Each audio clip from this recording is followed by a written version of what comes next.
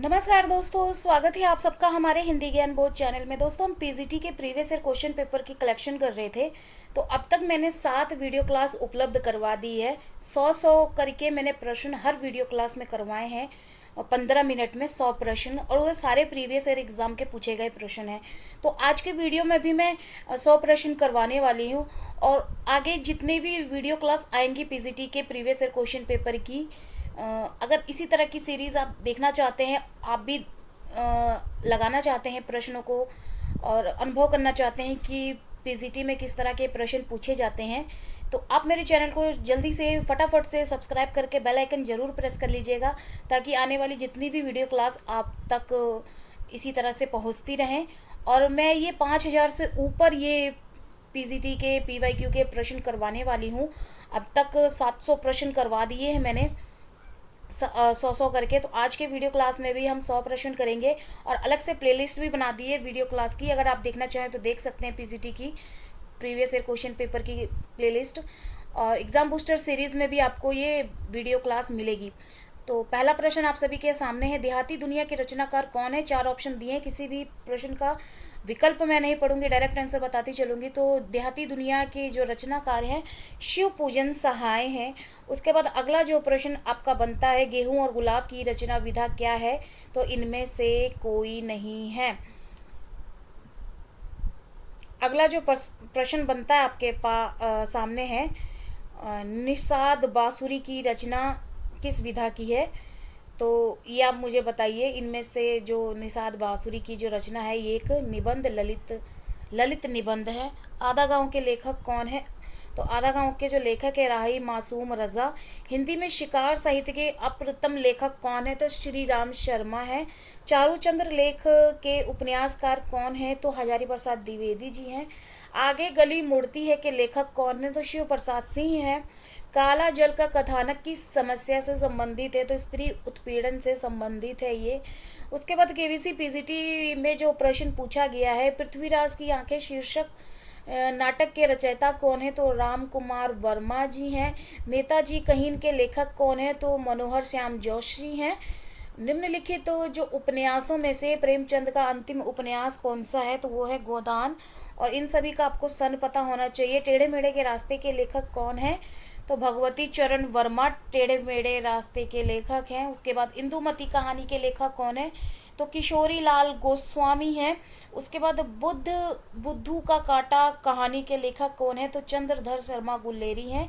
KVS PGT Hindi paper के अगला जो प्रश्न बनता है, निम्नलिखित में से कौन सा उपन्यास नागार्जुन का नहीं है? तो प्रति परिकथा नागार्जुन का नहीं है। ये किसका है, ये आपको कमेंट सेक्शन में बताना है। उसके बाद धुलाई वाली किस विधा की रचना है? तो ये कहानी विधा की रचना। इनका आपको सन पता होना चाहिए। जुलूस उपन्यास के लेखक कौन है? तो फणीश्वर नाथ रेणु है। बकरी नाटक के रचयिता कौन है? तो सर्वेश्वर दयाल सक्सेना है। तो अगर आप इन प्रश्नों को ध्यान से देखें तो ये जो नेट के लेवल जो होता है प्रश्नों का, उससे थोड़ा कम होता है, क्योंकि ये देखिए इस तरह के प्रश्न तो नेट में नहीं पूछे जाते हैं। तो ये आप नोटिस करते जाइए। निम्नलिखित में से किस कृति के लेखक रामविलास शर्मा हैं? तो भाषा और समाज के लेखक हैं रामविलास शर्मा। उसके बाद प्रेमचंद की कृति जिसे ब्रिटिश शासन द्वारा जब्त कर लिया गया था, तो वो है सोजे वतन, कर्मभूमि, गबन नर्मला। सबका सन आपको पता होना चाहिए।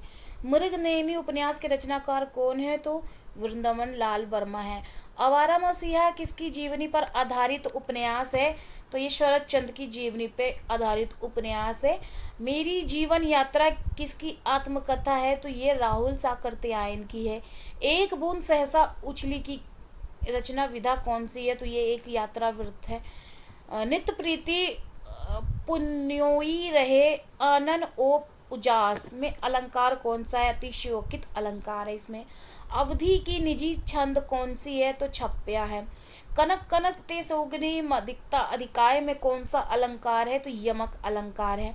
उसके बाद अगला जो प्रश्न बनता है, ध्वन्यालोक किस तत्व से संबंधित ग्रंथ है? तो ये एक ध्वनि है, ध्वनि ग्रंथ से संबंधित है। निम्नलिखित में से कौन सा छंद दोहा के विपरीत छंद है? तो इनमें से कोई नहीं है। कौन सा है ये मुझे कमेंट सेक्शन में बताइएगा। चौपाई छंद में मात्राओं की संख्या कितनी होती है? तो 16 होती है। कमल नयन में कौन सा समास है? तो बहुव्रीहि समास है। हानि लाभ में कौन सा समास है? तो इनमें से कोई नहीं है। संविधान के अनुच्छेद 351 में किस विषय का वर्णन किया गया है? तो हिंदी भाषा के विकास से संबंधित निर्देश दिए गए हैं। तो व्रज भाषा क्या है? तो व्रज भाषा पश्चिमी हिंदी है। निम्नलिखित में से पुल्लिंग शब्द क्या है? तो ये व्यय है।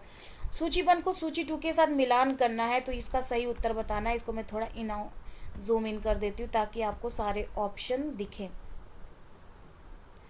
तो इसमें आपने बताना है सूची 2 को सूची 2 के साथ मिलान करना है, शब्द को अर्थ के साथ मिलान करना है। सलज, सलज का क्या आएगा? ये आएगा कमल। जलद का आएगा, सॉरी गलत बता दिया मैंने, हाँ सही है। जलद का आएगा बादल। जल्दी का आएगा, जल्दी का आएगा समुद्र। सही उत्तर इसका ऑप्शन बी हो जाएगा। तो मैं थोड़ा जूम और कर देती हूँ ताकि आपको आगे दिखे।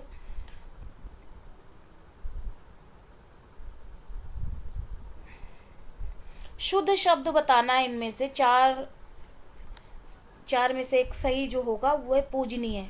तो पूजनीय शुद्ध, ये ऑप्शन सी सही होगा। अगला देख लेते हैं। शुद्ध शब्द बताना है जिजीविसा, ऑप्शन डी सही होगा। अगर किसी प्रश्न में कोई गलती लगे तो बताइएगा, क्योंकि इन सारे प्रश्नों के उत्तर मैंने लगाए हुए हैं, तो अगर कोई गलती होगा तो बता दीजिएगा। स्वार्थ का विलोम निस्वार्थ है। निम्नलिखित में से वर्तनी की दृष्टि से शुद्ध शब्द का चयन करना है। तो पार्श्विक है, ये सही होगा। कौन सा शब्द गंगा का पर्यायवाची नहीं है? तो वो है सरिता। निम्नलिखित में शुद्ध वाक्य को चुनना है। तो राम ने रोटी खाई है, बाकी जो वाक्य लिखे हैं वो गलत है। शुद्ध शब्दों को चयन करना है। आगे भी नेक्स्ट है जो इसमें सही उत्तर हो जाएगा संन्यास। बाल्टी जो कैसा शब्द है? विदेशज शब्द है। खेत रहना मुहावरे का अर्थ क्या होगा? युद्ध में शहीद होना। ना नो मन तेल होगा, ना राधा नाचेगी, इसका सही अर्थ क्या होगा? असंभव कार्य। लोकोक्तियां चुननी है जिसमें अधजल गगरी छलकत जाए। सूची 1 को सूची 2 के साथ सुमेलित करना है। तो इसमें जो सही उत्तर हो जाएगा वो आपको मैं दिखा देती हूँ। सूची 1 को सूची 2 के साथ सुमेलित करना, जिसमें 10 कुमार चरित्र जो है वो है किसकी? दंडी की। नैषधीय चरित्र जो है श्रीहर्ष की है। उत्तर रामचरित जो है भवभूति की है। तो सही उत्तर इसका सी हो जाएगा। अगला जो प्रश्न है, अभिन्न शब्द का संधि विच्छेद करना है। अभित प्लस नन, इसका ये सही होगा अभिन्न का संधि विच्छेद। अनंत का सही संधि विच्छेद होगा अन्य प्लस अंत, अनंत। आदिकाल का वीर काल नामकरण किसने दिया है?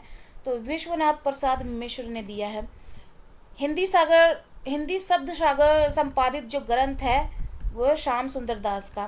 पंडित चंद्रधर शर्मा गुल्लेरी ने किसको पुरानी हिंदी का प्रथम कवि स्वीकार किया है? तो राजा मुंज को। अगला जो प्रश्न है, किस रासो ग्रंथ के अल्लाखंड के नाम से जाना जाता है? किस रासो ग्रंथ को? तो जगनीक का परिमाल रासो को कहा माना जाता है। अगला जो प्रश्न है, विद्यापति की कौन सी रचना अभी तक संपादित होकर प्रकाशित नहीं हुई है? तो वो है कीर्ति पताका। नीचे अगला प्रश्न है, आत्मबोध किसकी रचना है? तो इन चारों ऑप्शनों में से गोरखनाथ की है ये। हालात एक कन्हैया किसकी रचना है? तो ये अमीर खुसरो की है। कबीरदास दिल्ली सल्तनत के शासकों में किसके समकालीन थे?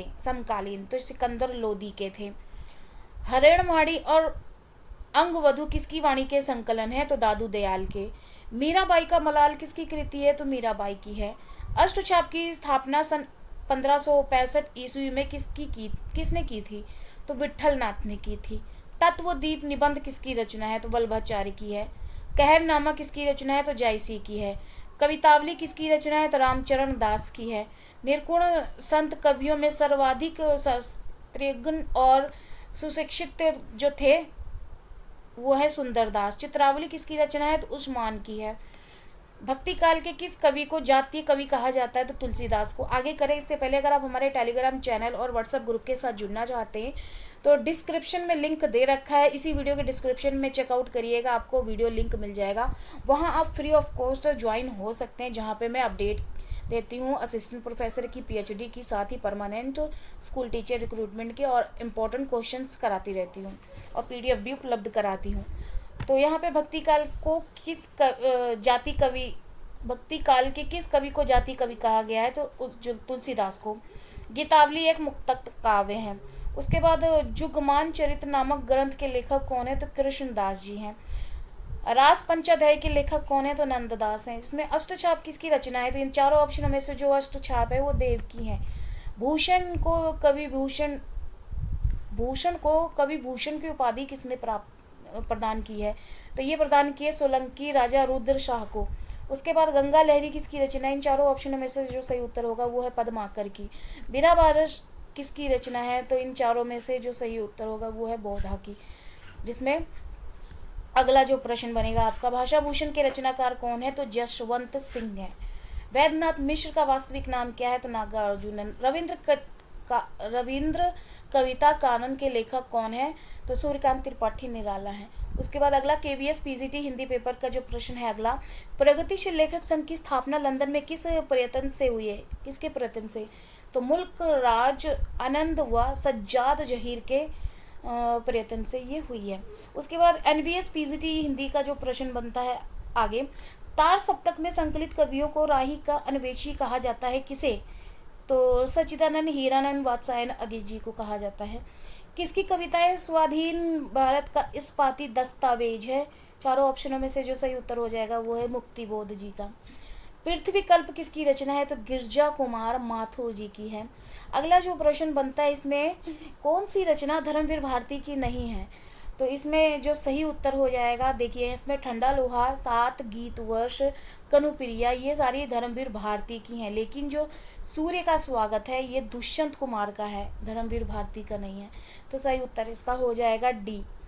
अगला जो प्रश्न है, मगध पुस्तक के लेखक कौन है? तो श्रीकांत वर्मा है। अगला प्रश्न है, अनंत कादम्बनी के प्रकाशन वर्ष कहाँ से शुरू होता है? तो मिर्जापुर से होता है। जिंदगी नामा रचना किसकी है? तो ये कृष्णा सौबती की है।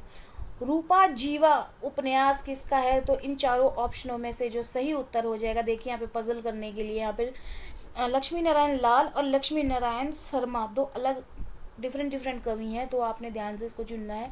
तो सही उत्तर इसका होगा लक्ष्मी नारायण लाल का ये उपन्यास है।